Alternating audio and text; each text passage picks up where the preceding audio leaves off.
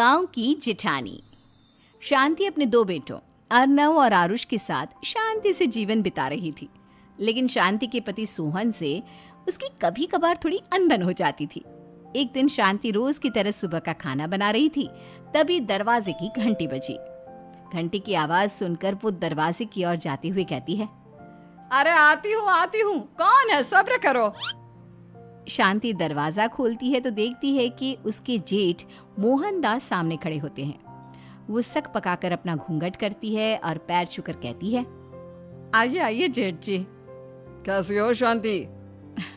जी मैं तो बिल्कुल ठीक हूँ, सब आपकी मेहरबानी है भाई साहब। शांति और मोहनदास की बातें सुनकर शांति का पति सोहन और उसके दोनों बेटे बाहर आ जाते हैं। अरे भैया राम राम, कैसे हो आप? राम राम भाई। अरे शांति, ऐसे खड़ी खड़ी क्या देख रही हो? चाय कॉफी कुछ लेकर आओ, भैया आए हैं। शांति तेजी से रसोई की ओर आगे बढ़ती हुए कहती है, अरे मेरी माँ, गेट खोलने के चक्कर में मेरे तो चावल ही जल गए। वो दौड़ी दौड़ी रसोई में जाती है और देखती है कि सारे चावल जल गए हैं। वो दोबारा चावल बनाने में लग जाती है। इतने में सोहन आवाज लगाता है, अरे शांति, तुम्हारे चावल का रोना खत्म हो गया हो तो चाय ले आओ। जी लाती हूँ अभी। शांति जल्दी जल्दी चाय बनाती है और मोहनदास को चाय देती है।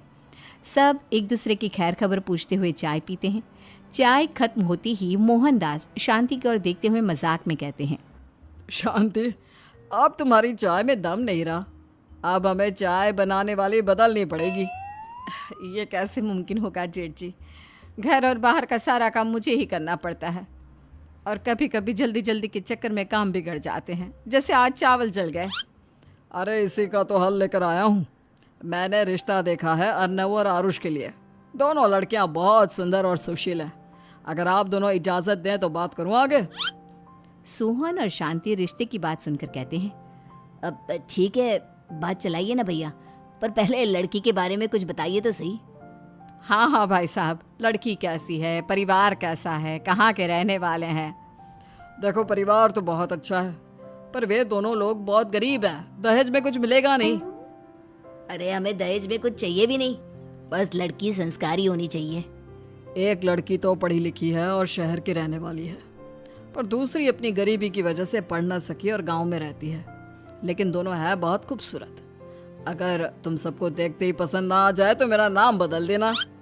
हाँ, पर तो हम आके मूंद कर भरोसा कर सकते हैं भैया। आप आगे बात चलाइए, हम शादी करने को तैयार हैं। कुछ ही दिन में अर्नव और आरुष की शादी हो जाती है। आरुष की शादी अनपढ़ लड़की मंजरी से हो जाती है, जो कि बहुत भोली भी होती है, और अर्नव की शादी पढ़ी लिखी लड़की तनुजा से हो जाती है, जो कि घमंडी और चालू होती है। एक दिन मंजरी घर के काम कर रही थी कि अचानक शांति उसे आवाज लगाती है, बड़ी बहू, ओ बड़ी बहू, मंजरी जल्दी यहाँ आओ। मंजरी जल्दी जल्दी शांति के पास जाती है। बेटा मेरे पैर दबा दे, बहुत दर्द हो रहा है। जी माँ जी, बस बर्तन धोकर आती हूँ। अरे बैठ यहाँ, मेरे पैर में बहुत तेज दर्द हो रहा है, बर्तन छोटी बहू धो लेगी। मंजरी शांति के पैर दबाने लगती है तो शांति तनुजा को आवाज लगाती है, छोटी बहू, ओ छोटी बहू। तनुजा थोड़ी देर से आराम से चलकर आती है। जी माँ जी, आपने बुलाया मुझे? आपको कोई काम था क्या? तू कुछ काम कर रही है या? शांति की बात काटते हुए तनुजा बोलती है, कुछ नहीं माँ, फोन पर अपने घर पर बात कर रही थी। अरे बाद में बात करियो अपने घर वालों से, पहले जाके बर्तन धो ले। तनुजा मुंह बनाते हुए अपनी जिठानी की ओर देखती है और मन ही मन कहती है, ये महारानी वहां बैठी है, ये नहीं कि बर्तन धो ले। मैंने इतनी पढ़ाई बर्तन धोने के लिए की थी क्या? तनुजा दांत पीसकर वहां से चली जाती है। अगले दिन सब दफ्तर चले जाते हैं, तभी डाकिया चिट्ठी लाता है। शांति चिट्ठी लेकर मंजरी से कहती है, बड़ी बहू, जरा छोटी बहू को बुलाना, एक चिट्ठी आई है। मेरी तो आंखें कमजोर है तो मुझसे पढ़ा नहीं जाएगा। मंजरी तनुजा के पास जाकर कहती है, तनुजा, तुम्हें माँ जी बुला रही हैं।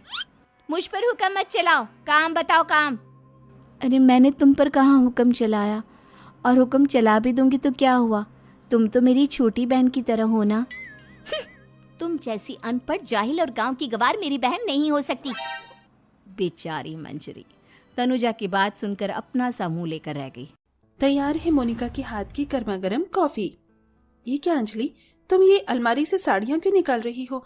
अचानक मायके जाने का प्लान कब हुआ? मेरे मायके जाने का प्लान नहीं हुआ है, मैं तो इन नई साड़ियों को छुपा रही हूँ। लेकिन क्यों?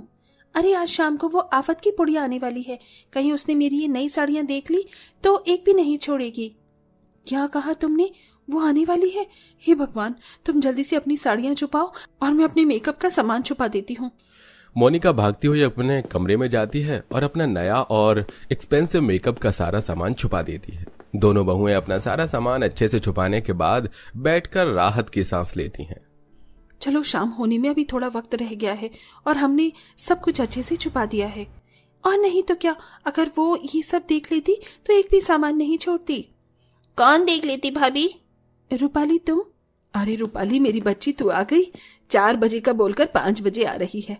रूपाली की दोनों भाभी उसके लिए नाश्ता लेकर आती हैं, जिसे करने के बाद अब रूपाली एक एक करके अपनी भाभियों के कमरे में जाती है।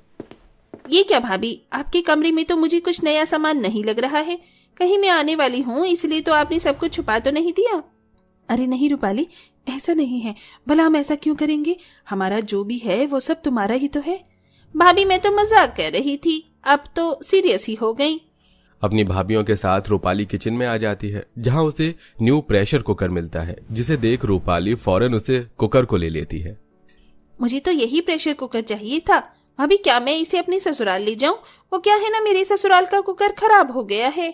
लेकिन रूपाली, अगर तुम्हें कुकर ये वाला ले जाओगी तो हम लोग खाना किस में बनाएंगे? अगर तुम्हें नया कुकर ही चाहिए तो हमारे साथ मार्केट चलो, हम तुम्हें इससे भी अच्छा कुकर दिलवा देंगे।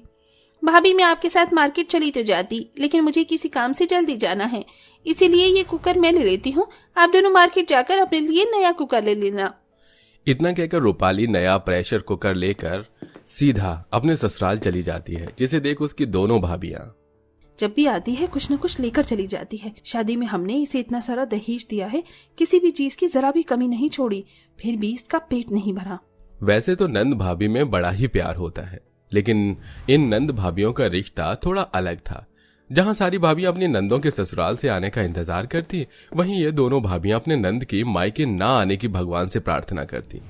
अंजलि मोनिका की नंद रूपाली बड़ी ही घमंडी और चालाक होती है। शादी से पहले भी रूपाली अक्सर अपनी भाभियों से बिना पूछे उनकी मर्जी के खिलाफ उनकी कोई भी चीज ले लिया करती थी। वहीं शादी के बाद भी रूपाली आए दिन अपने मायके आकर कोई ना कोई चीज अपनी ससुराल ले जाया करती थी, जिससे उसकी दोनों भाभियां काफी परेशान रहती हैं। ऐसे ही एक दिन, अरे कितनी अच्छी खुशबू आ रही है ना पनीर टिक्का की। मेरे मुंह में तो अभी से ही पानी आ रहा है। अरे जरा ये कटलेट तो देखो, इनकी खुशबू से तो पूरा घर महक उठा है। आज तो जमकर खाएंगे। दोनों बहुएं मिलकर आज रात के खाने में काफी तरह के पकवान बनाती हैं कि तभी वहां उनकी सास सुनीता आ जाती है। अरे वाह, पनीर टिक्का, मलाई चाप, कटलेट, बिरयानी, आज तो बहुत कुछ बनाया तुम दोनों ने। मैं जल्दी से रूपाली को कॉल करके यहीं बुला लेती हूँ, आज हम सब लोग साथ में खाना खाएंगे। इतना कहकर सुनीता अपनी बेटी रूपाली को कॉल करने के लिए चली जाती है, जिसे देख हे भगवान, इतने अरमान से हमने इतना सारा पकवान बनाया था, लेकिन अब वो रूपाली की बच्ची इन सबको चट कर जाएगी और हमारे लिए जरा सा भी कुछ नहीं बचेगा। मोनिका की बात 100% सच निकलती है। रूपाली अपने हिस्से के साथ साथ अपनी दोनों भाभियों का हिस्सा भी जानबूझकर खत्म कर देती है, जिसके चलते अब दोनों भाभियों को सुबह की बासी रोटी और सब्जी खाकर अपना पेट भरना पड़ता है और ऐसे ही समय गुजरता रहता है। मोनिका, आंटी जी ने तो बहुत सुंदर कड़े बनवाए हैं तुम्हारे लिए।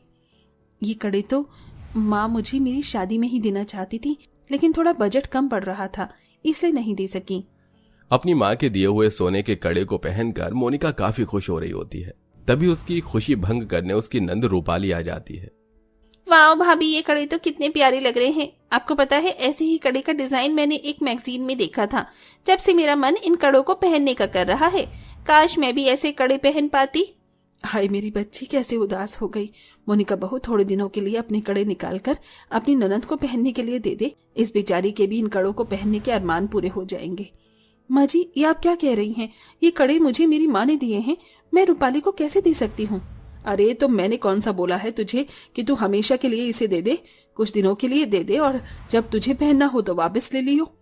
हाँ भाभी, और वैसे भी मुझे परसों एक शादी में जाना था, मेरी साड़ी पर ये कड़े काफी अच्छे लगेंगे। इतना कहकर रूपाली खुद ही मोनिका के हाथों से उसके कड़े निकाल कर पहन लेती है। देखा माँ, ये कड़े मेरे हाथों में